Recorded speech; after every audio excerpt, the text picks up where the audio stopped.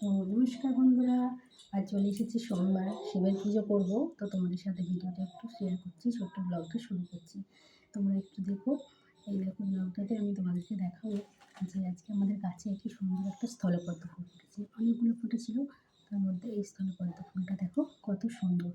একটু বেলা হলেই কালারটা লাল হয়ে যাবে, তো এখন সাদা রয়েছে, তুলে নিয়েছি। আর আমার গাছে প্রচুর নীলকণ্ঠ ফুল ফুটেছিল, শিবের মাথায় দেবো বলে নীলকণ্ঠ ফুলগুলো তুলেছি, তাও তোমাদের সাথে একটু শেয়ার করব।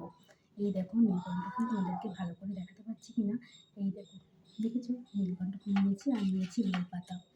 দেখেছো বেলপাতা আর ঘি, মধু, আতপ চাল, এই নিয়ে আজকে আমি শিবের পাঠটা করবো। এখন মাখিয়ে নেবো ঘি আর মধু।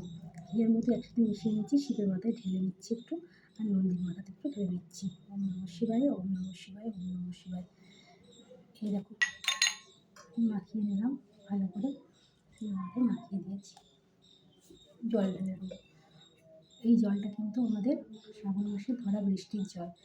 ওম নমঃ শিবায়, শান্তায় কারণোত্তরায় হে তবে দয়াময়ী জগন্নাথ পরমেশ্বর নমঃ শিবায়, নমঃ শিবায়, নমঃ শিবায়।